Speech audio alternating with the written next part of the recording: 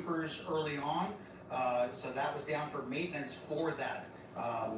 It wasn't a tragic situation, fortunately, but that's why we say if you're flying, we can. We're not going to put both our air resources and everybody on the ground, both us and civilians, in danger if those civilian drones are up flying. So everything is very, very coordinated on our air program. It may not look like it when you see, half a dozen helicopters and fixed-wing aircraft all in the area, but we have a lot of control. It's almost like our own air traffic controller, both for the fixed wing and when we have this many helicopters for the helicopters also, and then they talk to each other. So very, very well coordinated air operation. With those drones intruding into it, it shuts it all down. And in situations like this where we have the fire coming down the canyon toward homes, or even up here in Brentwood where it's coming near the homes, we've seen just in this firefight in the canyon here how well we got another VLAT getting ready to drop.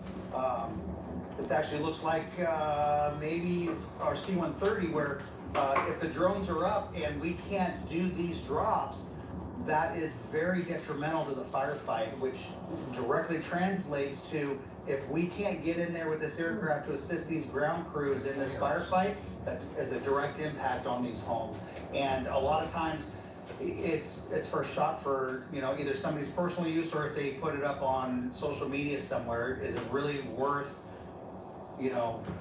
putting people's property and first responders' lives at risk?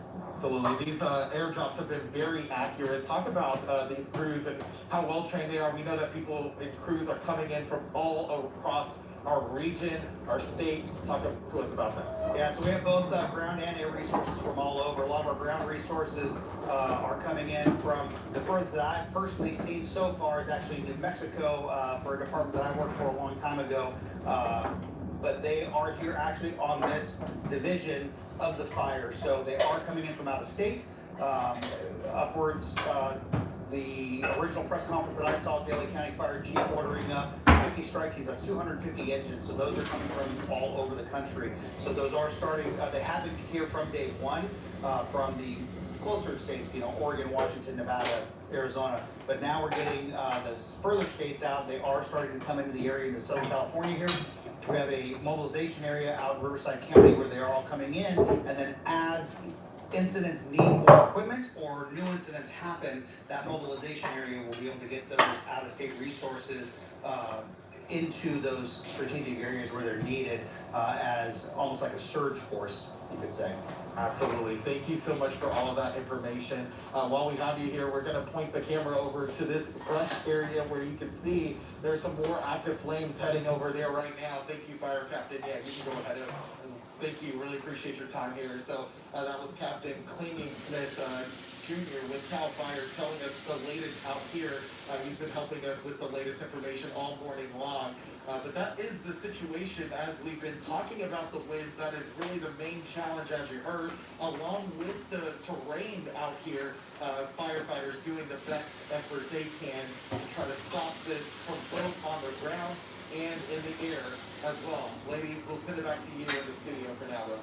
All right, Omar, thank you so much for that. And just to update our viewers, too, on those aerials that you've been looking on your screen, there was a home that we were monitoring deep in Mandeville Canyon at Mandeville and Merrimack. You're seeing the wide view of it now, and that was a home that caught fire during these morning hours, and we were watching it, sadly, for those homeowners and residents burning to the ground. And now, look, it is truly burned to the ground. So that is devastating for them in terms of that fire being a threat to the other homes around it. It looks like not much left to burn. So many of the disrupted areas we've looked at over the course of the day, and all the different fires here in Southern California, the chimneys do stay and remain standing. And it should be, you see the pool back there, that's about it when it comes to that home. So it's so unfortunate. Again, to the human side of it, this is just loss of everything. And that said, a lot of things, right? Loss of everything. We don't know it. Of course, this will mean so much to the homeowners, and to watch it, especially live on television, it's just heartbreaking. So we are so sorry for those homeowners. As we continue to watch this firefighting in the Palisades fire growing this morning, 22,660 acres burned, 11% contained. We do want to get Brent Pasqua on the phone right now, CAL FIRE Chief. Yes, I'm here. Okay, we're looking at this hill, Manado Canyon, that is just, it went up in flames about, I don't know, hour and a half ago. We've watched the firefight. You guys are doing everything in your power to contain these fires this morning. Where are we at with the Palisades fire this morning from your perspective? Yeah, the South Fire has picked up activity at the southeastern edge of the fire. Vanderbilt, London, and the neighborhood of it. Resources into the area. We've ordered very large air tankers I'm sorry, there's an echo. To make retardant drops, and we have helicopters out here as well dropping on the fire. What do you make of the activity that we're seeing on across Mandeville Canyon up towards Brentwood in that neighborhood along West Ridge and Cordelia, where we've been seeing these flames just encroach upon the homes and the wind is blowing them towards the homes? We see a lot of air power with water drops going on and retardant drops. We also see crews in the neighborhoods doing structural protection, but those flames seem like they're inching closer. I'm wondering what your sense is of the fire behavior there. I think we're going to be way more successful than we were the first couple days of the fire. Completely different wind gust compared to the first couple days. This is the kind of fire we're used to fighting fire in with our aircraft on the ground. This is doable to save all the houses in here. I believe we won't see anything like we did the first 2 days of this fire. Okay, we're looking at what's left of another home right there, that flag waving in the air. We know we are under a wind advisory right now, have been since 9 o'clock this morning as we take a bigger scope as to what we're looking at. What do you have to say about the winds? I know you spoke on that a little bit, but what is the plan moving forward at this hour, 11:37?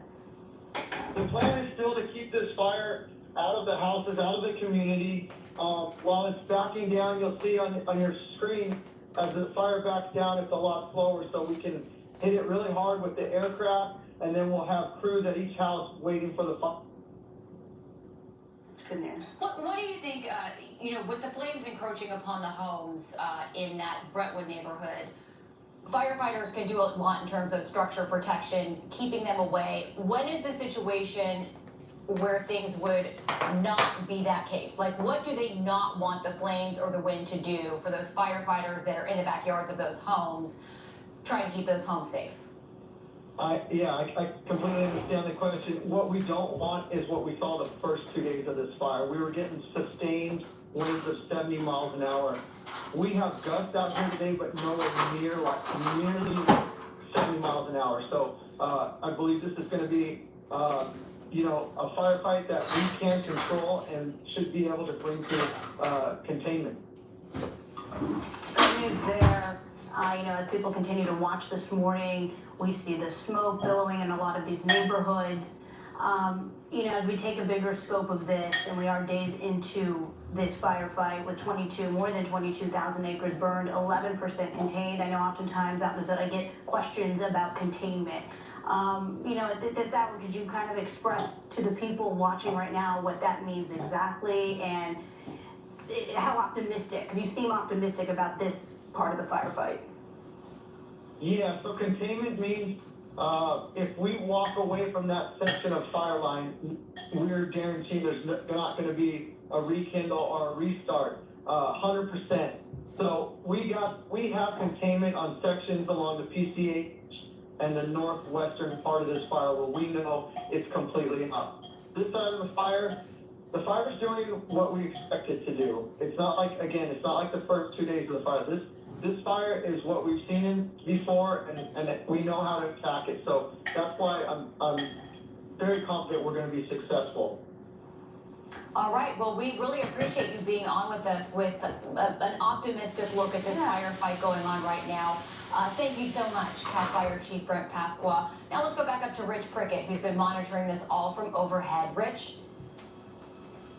Well, right here in the center of the screen, that's one reason to be very optimistic as far as their fight down here and how much progress they have been able to make over the past 12 hours by bringing in more and more assets from the air to fight and make it to so many different areas of the Palisades fire. And then once they are able to put out those areas out of some of those hot spots, or at least slow it down enough, they can bring in more ground resources that can stage and start setting up into the backyards and front yards of these homes. And then you start bringing in the Phos-Chek or the retardant drops, and you start laying those long lines down the streets and along the ridge lines. Here's an example here. I mean, we've been watching this all morning long, and it certainly didn't have all this Phos-Chek on it when we first got overhead. As a matter of fact, we didn't really start seeing that until after this home had started to catch fire.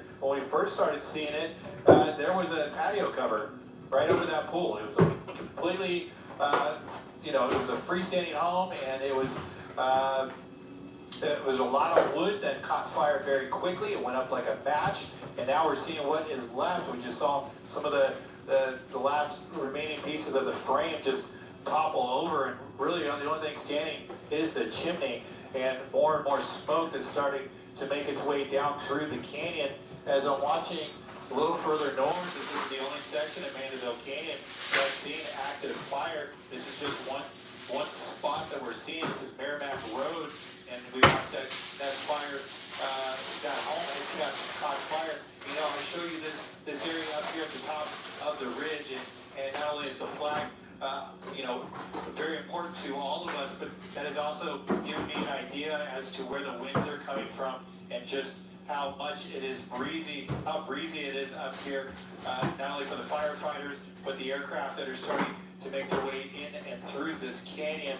So lots of fixed-wing aircraft. The DC-10, which I believe comes from San Bernardino, correct me if I'm wrong, has been making its way to and from the fire rather quickly. Not sure how many we have, but it seems to be on a pretty quick turnaround. And we're seeing these red lines just get longer and longer. We saw that C-130 that's in here as well, assisting. That's a fairly new asset for us here in Southern California. We're going to make our way back over here to Brentwood. It's going to check up over here. This is along the West Ridge area. We'll bring up the toolbar here, and Cordelia Road. And we had the fire that was burning up from the Farmers Fire Road and rushing up the canyon and into the backyards of these homes. We saw the firefighters here trying to keep it from running up this little canyon here. They're still in the backyard with the water lines here, the hand lines, making sure that fuel stays wet, stomp out any hot spots that are tucked in there. I mean, right now you may not see those long lengths of flame, but if they don't keep the water on there, there could be some sort of a hot spot that's tucked in there, and the next thing you know, it starts all over again. And imagine yourself camping, and you're trying to put out that campfire that you've been using all night. I mean, it could smolder and burn for days, and that's exactly some of the conditions that they're having to deal with down here for the Palisades fire. Still a lot of hand crews down here, or firefighters that are offering structure protection. They've been here all throughout the morning. We've seen them since we got here at about 6 a.m. this morning, but I'm sure they arrived here much earlier than that. They may have been here overnight, but that's when we got here, that's when we started to see the fire make its way from the north and push south right up behind these homes. So that's looking, the right side of the screen would be north of that community of Brentwood, and this entire community here would be the northern portion of Brentwood. So that's about as far south as the fire goes here in this section. So they're going to continue to work along that area, and we will give you a little wider shot here and just kind of give you the scope of all the smoke. Look at that. All the smoke is being pushed from the north back over the Pacific Palisades. The city of Pacific Palisades, where we saw all that devastation that we've been seeing for days and days, is all right down here underneath the smoke, and that's where the fire is starting to make its way back into that area, but it's going to have to make its way through this entire burn area before it could do so. Ladies, I'll send it back over to you. All right, Rich, thank you so much for that. We will stay with this. You're giving us a view of the very active firefight today, and we are seeing progress just in that area, those backyards, Megan, that we're looking at in that Brentwood neighborhood where flames really seem to be getting close to homes. You see the firefighters there really fighting them back. And now it's white smoke where